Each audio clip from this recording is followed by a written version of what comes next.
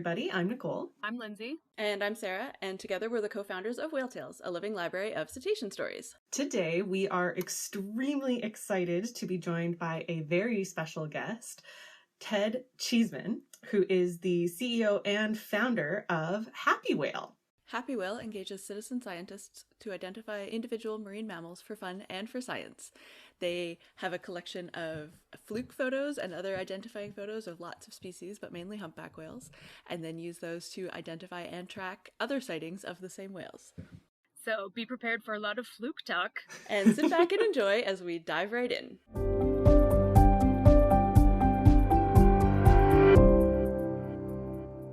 Yay. Ted is here. It's very exciting to talk to him. We first met digitally, I think probably when Happywhale just got started, or just before, or just after.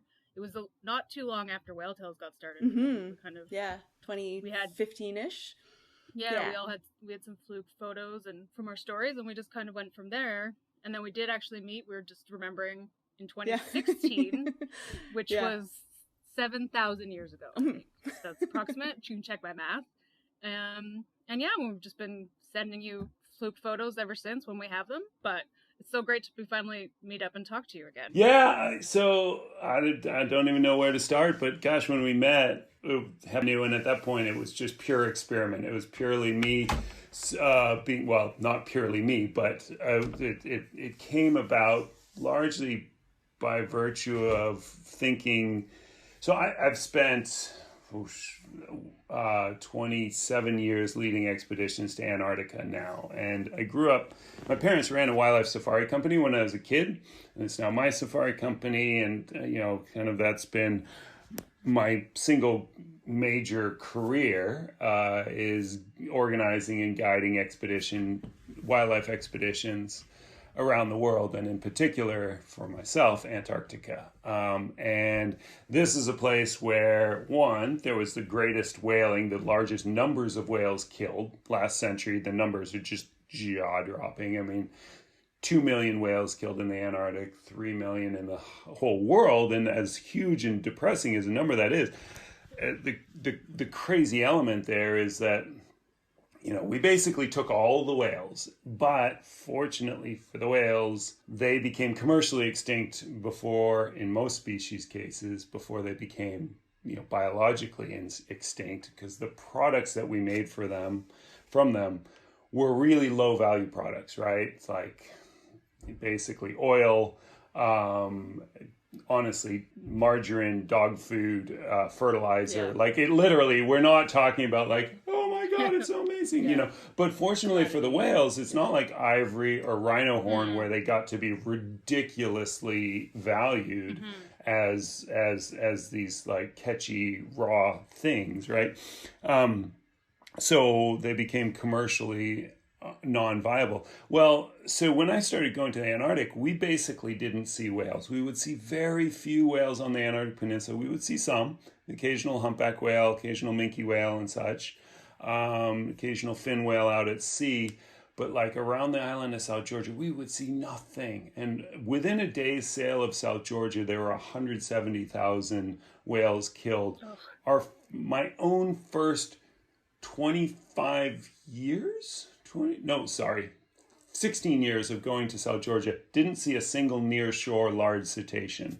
But there's these huge, massive, ghost whaling stations falling apart and stuff. And so, but gradually we started to see these populations recover. And for me, from that point of view of like, I'm an expedition guide and my job there is to, interpret what we see for people. And especially the one-time visitor to Antarctica, give them the sense of like, know this ecosystem and understand, in one visit what takes, a lifetime to learn kind of thing. So I was there as an interpretive guide, and I want people to realize that as pristine as this place looks, yes, revel in the glory of this wilderness, but also realize like we have a really heavy impact on this place and our choices matter and that kind of thing, and the kind of the environmental message that you become an ambassador of this place and let's not make these mistakes again. I didn't feel like I had good information to go on. And yet when we started seeing whales, we're seeing this like, oh, here's information that I wanted to get to science. So it was kind of, Happywhale to me was my way of trying to form a bridge between wanting more information about the whales we're seeing and wanting that us seeing these whales be information to science. And honestly, like I say, it was an experiment. It was kind of this thing like we started it without really much in the way of automated image recognition and knew that to get to where we hoped to be, we would have to be able to automate being able to recognize humpbacks. Humpback flukes do set themselves up pretty well for automated image recognition, but still it was not a solved problem. And then, fast forward some years and we managed to nail that. So that's been incredible.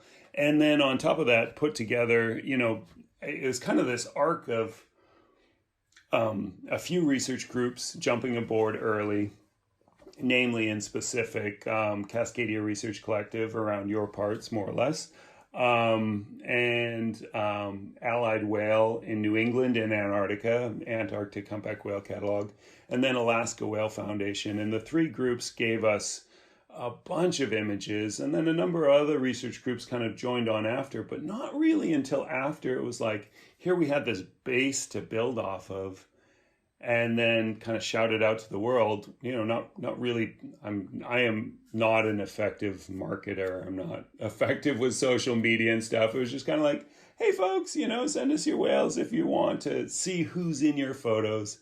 And so we started to, find some matches and such, and people, the whole shtick of it is like, you send us your photos and we'll tell you what we find. We built this automated feedback loop, right? So we find a match, and instead of us having to sit there and write an email, hey, cool, here's all the people that have seen this whale before, it was automated. So we're just sending out, little email notifications.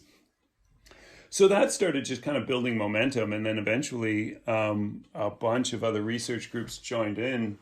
And that's kind of where, as that happened and as image recognition automation happened, we got to this place where, this kind of snowball that started rolling. And now in the North Pacific, especially, I mean, we know, for you guys in the Salish Sea, we know all your whales, like all of them, and it's not because we have so much information, but it's because of this collaboration of all these different research groups. I mean, we've got Cascadia Research Collective and Salish Sea Humpback Whale Study, and the mares. I'm blanking on. I mean, the DFO has engaged with us now. We're hoping to build in and pull together. The DFO kind of stopped collecting much data in about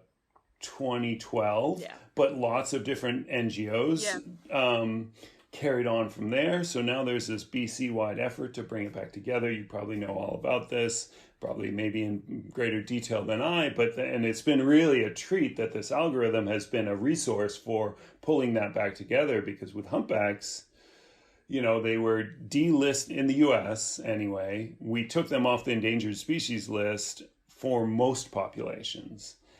And so it's kind of this like, okay, well, focus on other stuff. And so funding ran out for a bunch of efforts, and it just, and I think that's a parallel to why DFO kind of stopped. And so, it's been a real treat because some years on from that delisting, we're all realizing, they're still involved in a lot of change. And with the blob, this great heat wave that hit the North Pacific, suddenly several areas just had a total breeding collapse of humpbacks. And we're sitting there saying, well, maybe we should really keep close tabs on these. Yeah. Maybe it's a good idea to watch healthy populations just as much as the ones that are critically endangered. Exactly. Yeah. Healthy populations can't teach us anything. Well, and that's the great part, though, is that the reality there is, here we've got this it's a healthy population, but the truth is we can't look back to before whaling, right? So we don't really know what it was like beforehand, and they've come back to what we think was the pre-whaling population. But at the same time, it's just like, wow, this is such a dynamic time and place. The Sailor Sea is the best example of that ever, where it was just like they just weren't there. And also, the population came back maybe in the same numbers, but there's so much else about populations than just the count. Yeah. Right? Mm-hmm.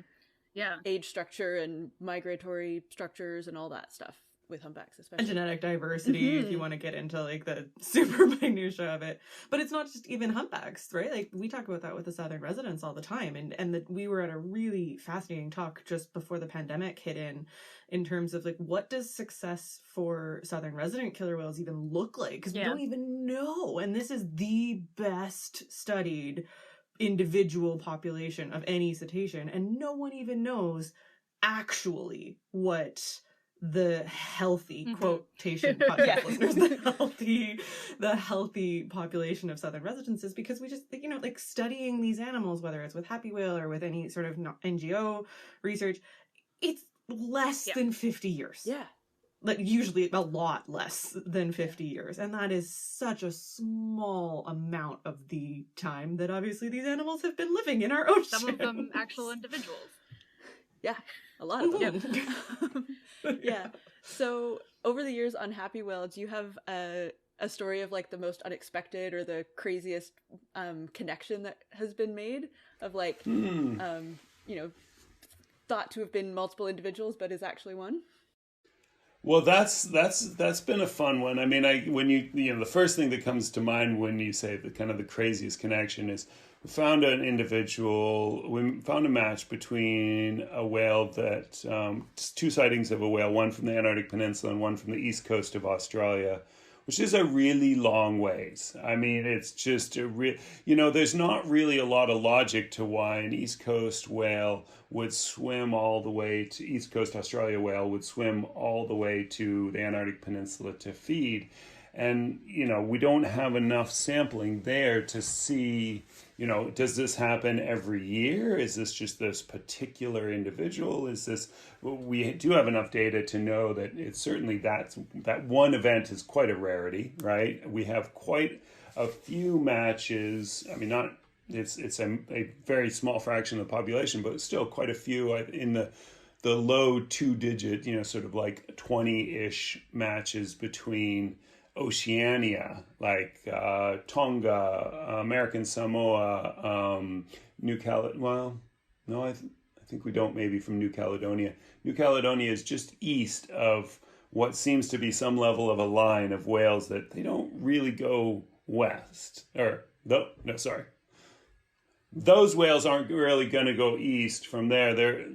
But that's a. I mean, each ocean, so Happywhale's data collection, we have quite a lot in the North Pacific, but there's already so many studies, there's so much of a history in the North Pacific that we're not finding these like big new patterns in terms of individual travels. But what has been surprising to me is the ability to look over the course of the whole lifespan of a whale. So in the North Pacific, you've got this, we're building off of the SPLASH study, which... Yeah, that's what I was going to ask. Yeah. So, and that has been such an enormous thing to build from, one, because it was this precedent of a very successful collaboration, right? You had, 45 research groups, something like that brought together 18,000 photos from 18,000 encounters. Out of that, they manually matched and found 8,000 different individual humpbacks. And the thousands of hours involved in that manual matching, it just absolutely boggles my mind. That was all like 2005 and 6, so most of that was like film photos too. A lot of it was just barely digital. Yeah. I think, I don't really know kind of funding wise if they were, sort of buying cameras for folks, but looking at the photos as I have done in a lot, the photos have metadata as you would have from a digital image. but just barely. Like it was just the beginning of, and I think that was probably pretty facilitating. I don't know. There may have been some users in there that were, you know, some of it may have been scanned from film and then metadata put in or something. But anyway, yeah, I mean, this was where, like, right at that kind of the beginning of where scale was starting to expand dramatically. But after Splash, it was sort of this like, whoa, here's this big study. We're not going to have the capacity to carry that on. But all these groups were like, yes, but we want to keep photographing our whales. So then we kind of came into this with, you know, 15 almost years of a lot of different organizations were kind of in this like, yeah, we kept up our own catalog until 2010 or 2012. And then there just got to be too many photos. And so by our being able to automate the image recognition, the first thing was kind of getting the most recent stuff and kind of getting to know most whales in most areas where, especially the Eastern Pacific, you know, we have this. And the great thing about the Pacific is that there's a lot of sampling on feeding grounds and breeding grounds. Yeah. And in some cases, like Baja, even this kind of interchange zone, right? This transition travel zone. As we made things more efficient, we sort of dig back in, and a few groups that just like dug through the archives and gave us images all the way back into the 70s. And so at this point, we believe, kind of conservatively, but I feel safe in saying 60% chance any humpback whale photographed anywhere in the North Pacific as an adult since the year 2000, we will know that individual. And that's really awesome. Right? Yeah. That's so amazing. Yeah. So you've got this whole ocean basin where we, you know, it's not like we have a representative sample. Like, we know most of the whales, and then certain areas, Salish Sea, like I say, Every you know, single whale. it's only the new juveniles that we don't know. And so we're playing around with this, and one of the things that I think we have room to improve a little bit is like breeding ground calf matching to first summer matching, right? Because they change a lot. Yeah. Oh yeah. And but then from first summer on to adult, the algorithm as it's built now tends to be able to find them. They'll change a lot. But yeah, and this is a podcast, so I can't really show you a picture. But today I was actually having a little, you know, Facebook discussion with a fellow who was like, well, automated net matching would never find this match. I'm like, well, maybe, but let's not make this let's not make the narrative human versus machine. Yeah. It's what can the image recognition do that augments what, you know, computer's not very good at thinking and understanding and context. It is very good at pattern recognition. And I pulled up just kind of to show this, like, I just kind of went to this archive of unusual, you know, surprising matches. And there's these two photos of a whale that you would just, like, at a glance, you'd just be like, no way. You would just not even look twice. It would, if you were manual matching, you would just scan right past that.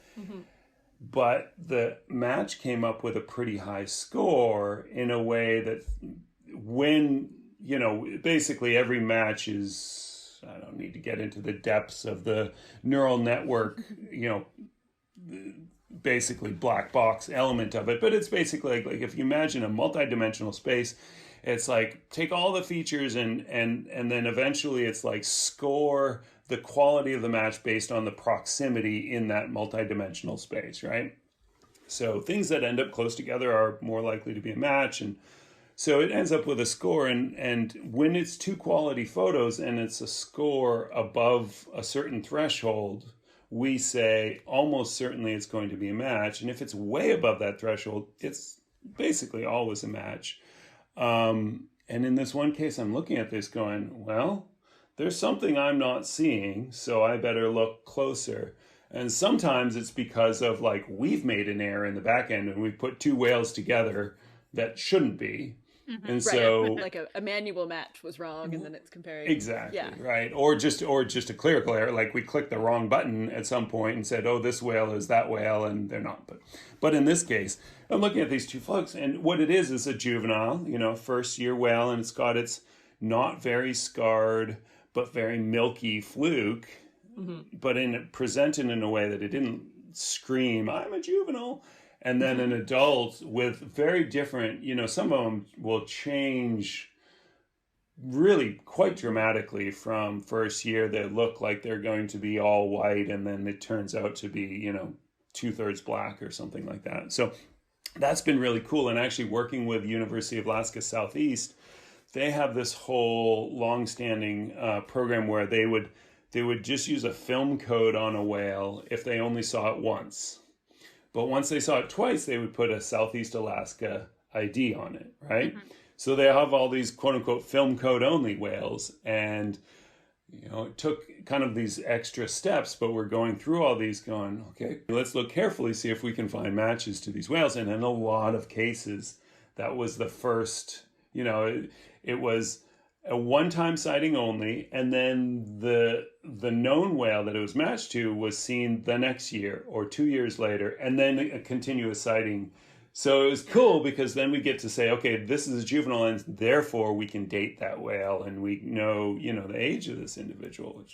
One of the things, especially when I was working on a catalog for Clayoquot Sound for my honors thesis, when we were just it was 2006, it was prime CSI, and we're like, wouldn't it be amazing if we had a humpback fluke CSI thing, which is how I imagine your program works.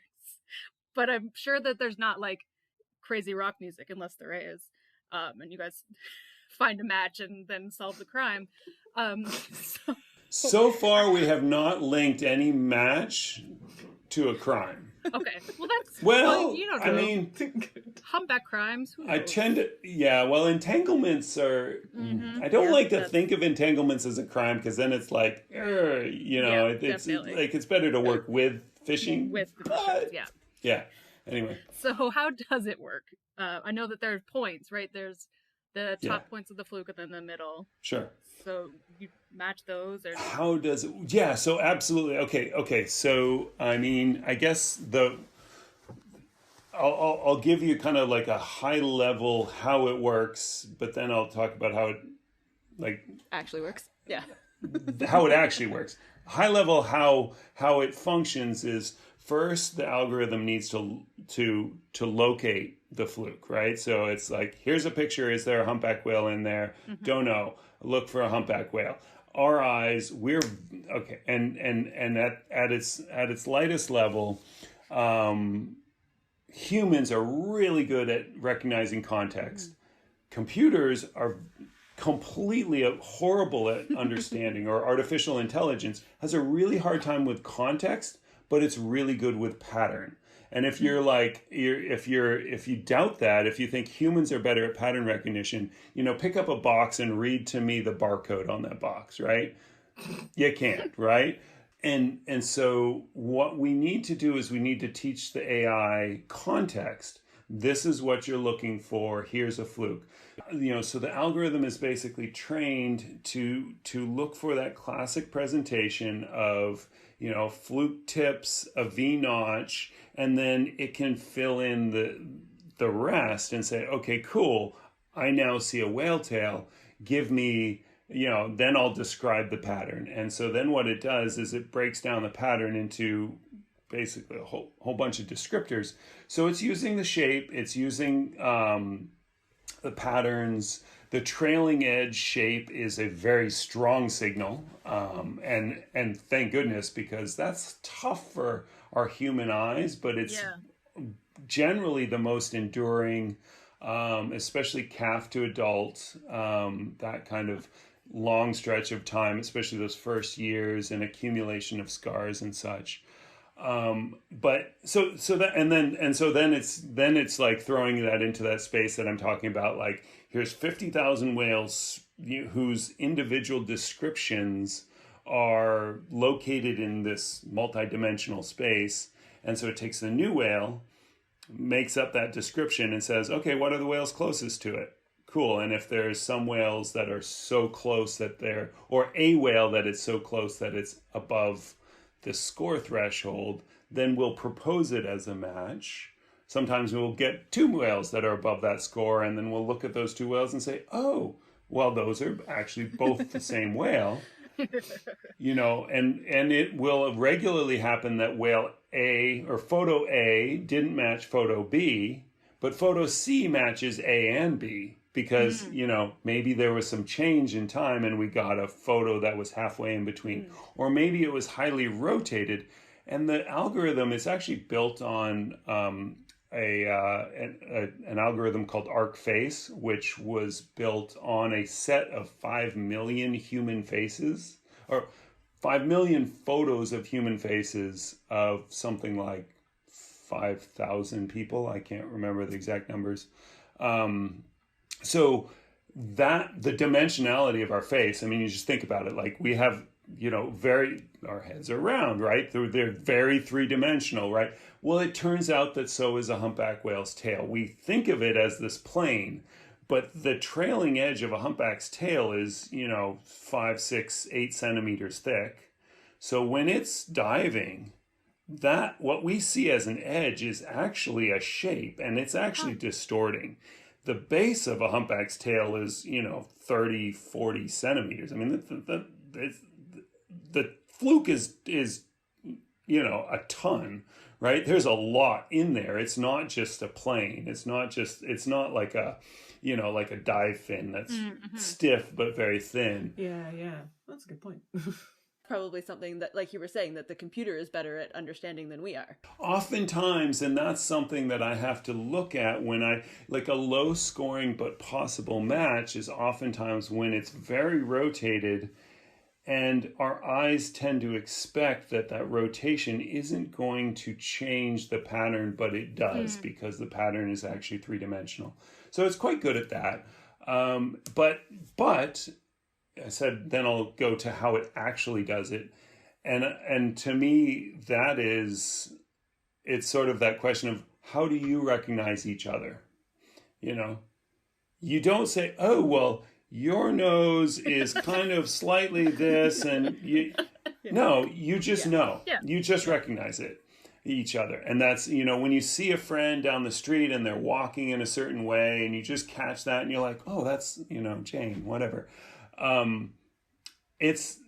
That is the intelligence part of the artificial intelligence, is that the neural network is saying, cool, there's the connection. And it is not measuring, and it's saying, well, this distance is this, is so close here, and that distance is so close there. It is that is where the actual intelligence side of it is it's this combination of factors that makes for essentially the black box recognition that is quite similar to our own way of recognizing someone. It's the whole picture, It's the whole picture, which is cool. Because so what we'll do is when we build the descriptions for every individual, what we'll do is, some whales we've only seen once, but some we've seen over 100 times. And we'll take basically the best 5 photos, if we have more than five or more encounters, the best 5 photos and from different encounters.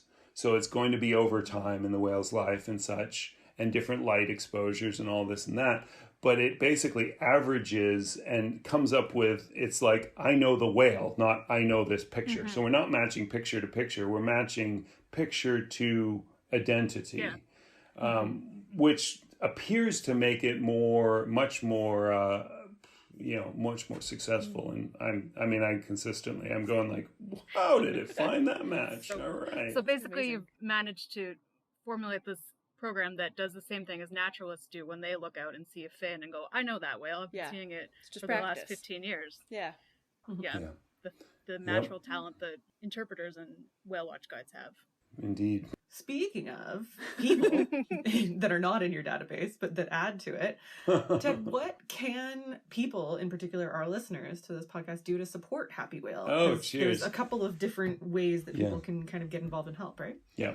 Well, the classic participation is the photos, right? And so if you have, and we're very interested in photos from any time, not just new images. Certainly, I mean, it's been really neat to. There's a set of North Pacific humpback whale photos that date back into the '60s, and I'm really hoping at some point we sort of work out to get access to these and such. But that's it's great. I mean, you just go to happywhale.com and there's a little submit button. And what we want to know is we basically need to know the date. And, if the date is unknown within some kind of time frame, like, oh, this was back in summer of 2000.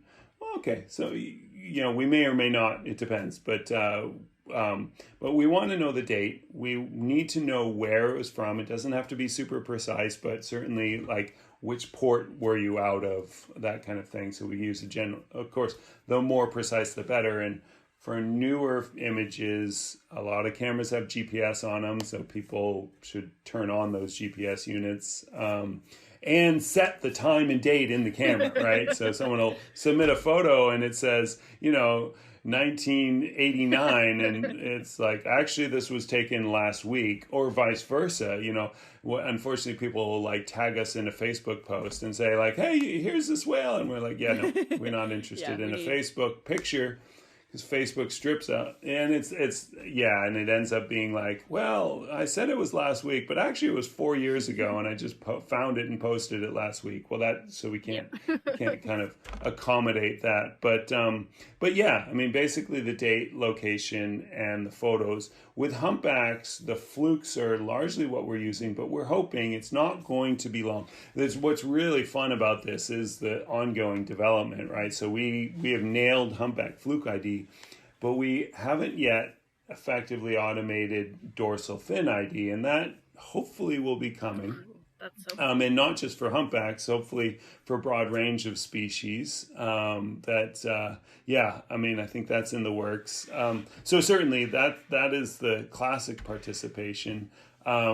There's, if someone doesn't have whale images, there's a lot to browse in Happywhale. You can go to the website, and then there's a browse tab, and if you click like last week or last month or I think we have the options of week or month, then you can click this little button that says show individual connections, and that one I think is really fun because past month and past year.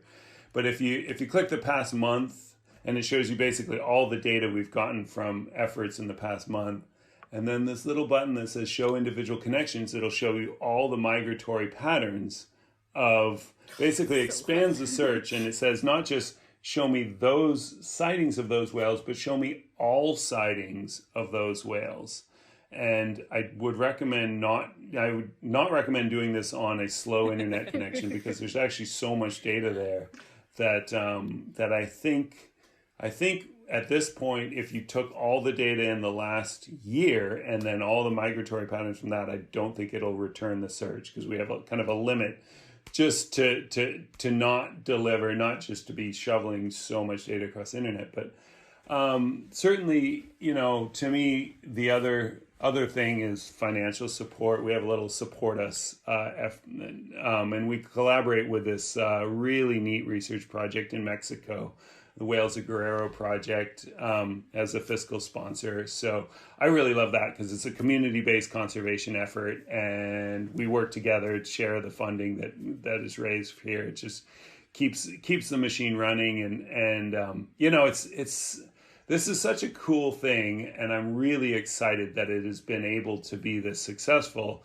And what's come about by virtue of getting, especially in the North Pacific, where we know most of the whales here, is that we're starting to be able to see, what happens when there's a major marine heat wave, or what happens when, can we tell, and this is an open question yet, but like, can we tell the impact of entanglement? Can we tell the impact of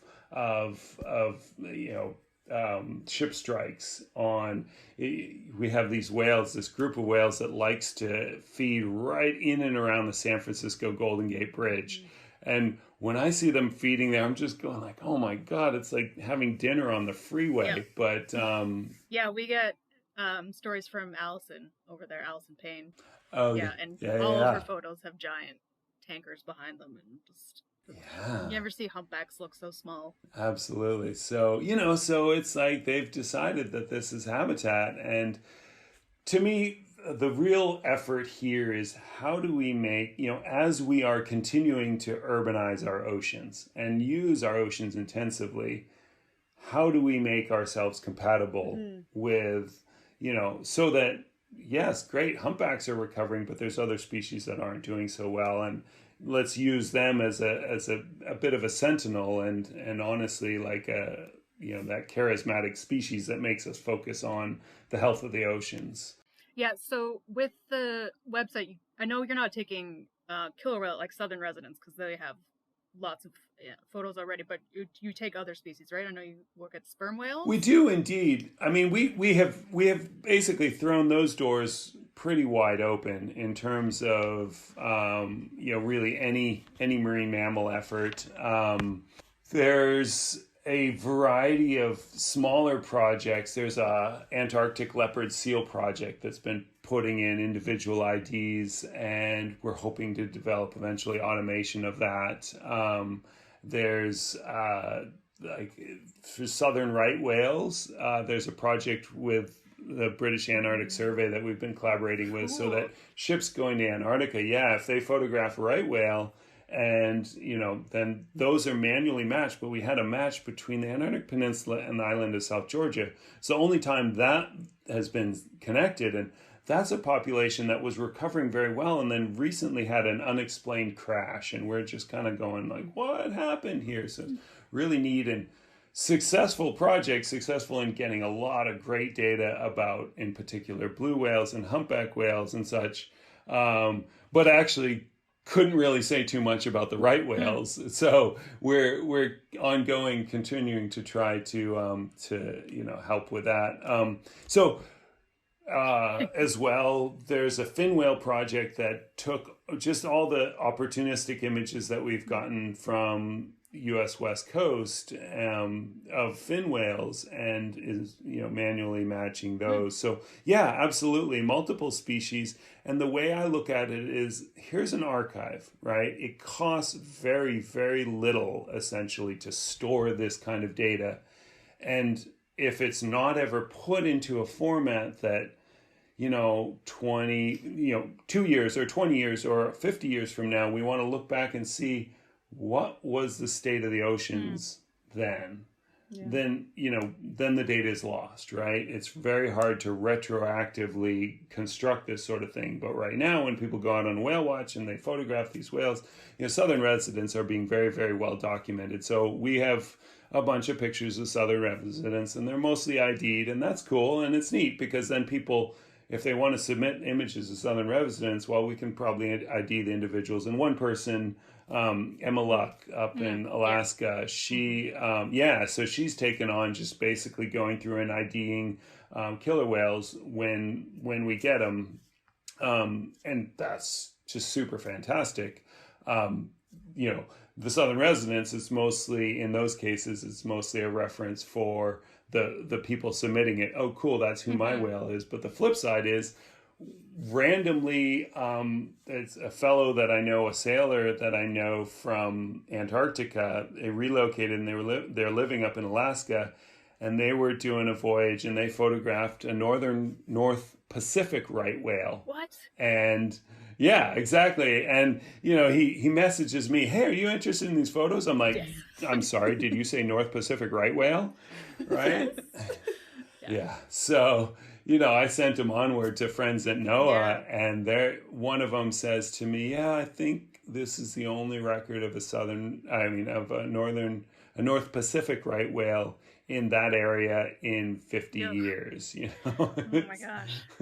Yeah. So, yeah, one never knows when a sighting is, you know, genuinely unique and special, and that's. So it's time, everybody, for Fun Flipper Facts with Ted. That's fancy today. Ted, because you're our guest and you've already shared lots of facts, but clearly these are animals that you're very passionate about. We were wondering if you could share your favorite fun fact about any species or generic group of cetaceans.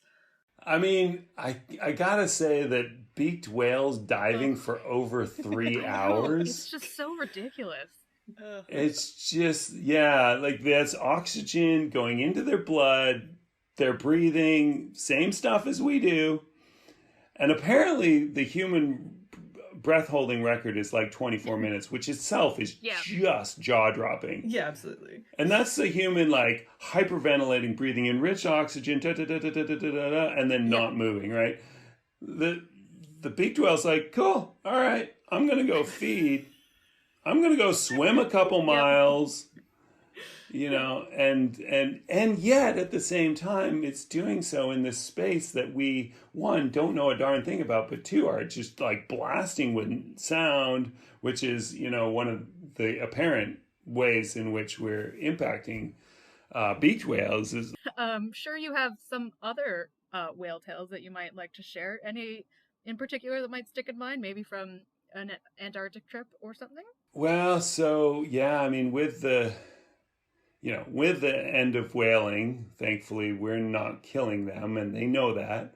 And the curiosity of whales has just got to be the coolest thing ever. Now, every trip that we do, if we spend enough time in the water, there'll be a whale that just gets curious, or a couple of whales, and they will fully mug our Zodiacs and just like coming up and spy hopping and cruising around.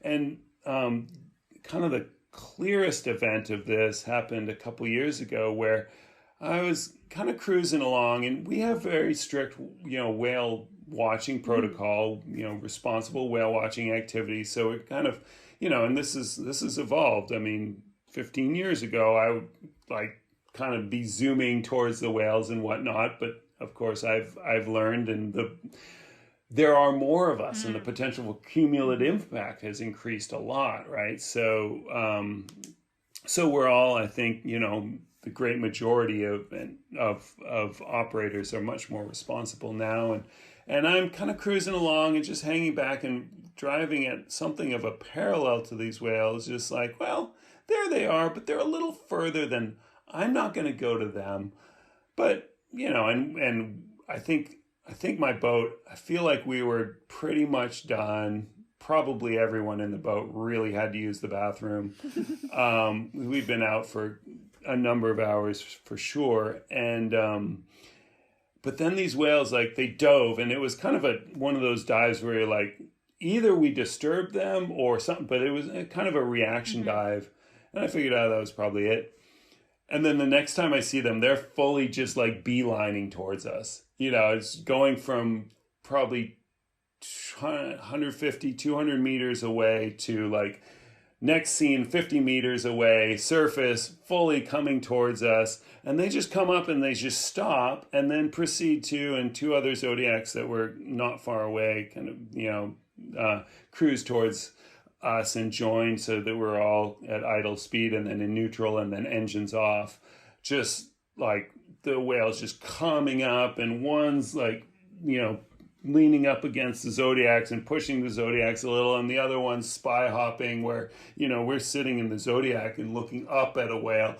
I mean, God, I can't imagine. And these are humpbacks. These are humpbacks, yeah, I absolutely. Can't imagine a humpback spy hopping right next to me in a Zodiac. And you feel so tiny, and so just like it's just so jaw dropping, and why? Because they're curious, and we're not a threat, and why not? Totally. Oh my gosh. That's awesome. Pretty much my favorite thing, definitely. to be able to call like, just another day at the office. Oh, amazing. So amazing.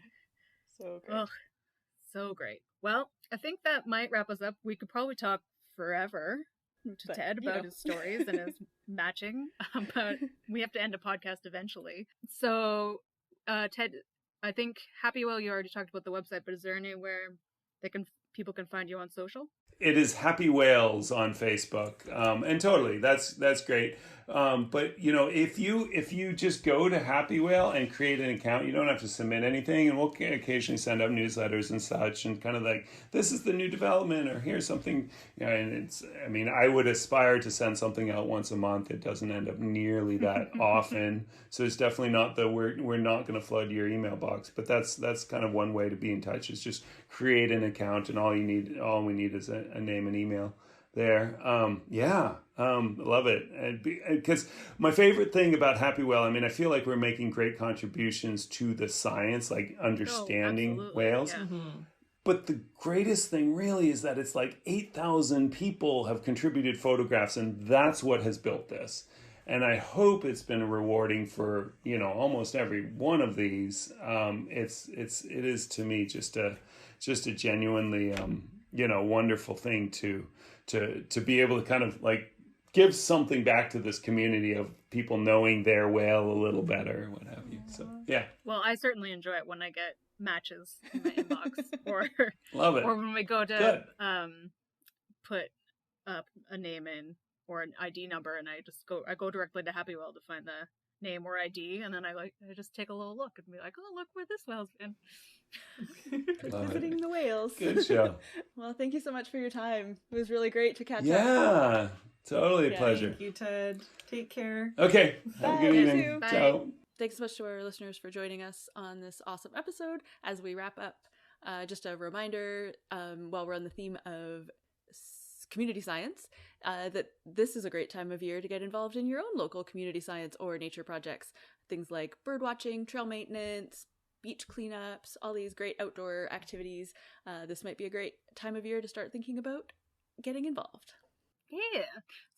We would really love to hear your thoughts on this episode, or of course any episode. So please visit our website, whale-tales.org, and find links to our various social media handles so that you can drop us a line. This is also a very special episode of Whale Tales because this is our 2nd anniversary episode. So to those of you who've been here since the beginning, happy 2nd anniversary to you. And to everyone who has found us since, thank you so much for finding, for listening, and for sharing this podcast. I can't believe it's been 2 years. So crazy. It's crazy. Well, last year didn't count for anything except making podcasts, so it's probably why. It's true. So thank you. And happy anniversary. So if you want to share your anniversary wishes, I've just decided that you're going to. you can look at our social, or you can tweet at us directly. I am FHG07. Sarah is Sarah K. Given, no H. And Nicole is Nick F. Cann, Cann. And as Ted said, you can also find Happywhale on Facebook at Happy Whales, and on Twitter and Instagram on with Happy Humpback, and we'll have those in the show notes as well. If you really liked this episode and you want to hear even more of our conversation from Ted, if you join us on Patreon at patreon.com/whaletales at the $5 a month level or above, the excerpts from this episode will be posted there as a Patreon exclusive. You can also head to our site to subscribe to our podcast, check out our merchandise, learn about supporting us, and read over 1,000 whale, dolphin, and porpoise stories. Oh, Nicole made a porpoise noise. That's whale-tales.org. Tales like the stories, not tales like the animal. And of course, if you've seen a cetacean, we would love to add your story to our library, and probably Ted would really love to add your fluke to his catalog as well. Click the share link on our site and contact us on social media, whaletales.org, or email us a voice memo and tell us all about your incredible cetacean encounter. Thank you again for listening and for supporting us for 2 years. We will be back on the last Wednesday of next month with an episode based entirely on an inside joke. It's gonna be so good. I'm so excited. Just wait. It's also been in the works for about 8 months. For a really long time. So look forward to that next month. And in the meantime, thank you so much and have a whaley great day.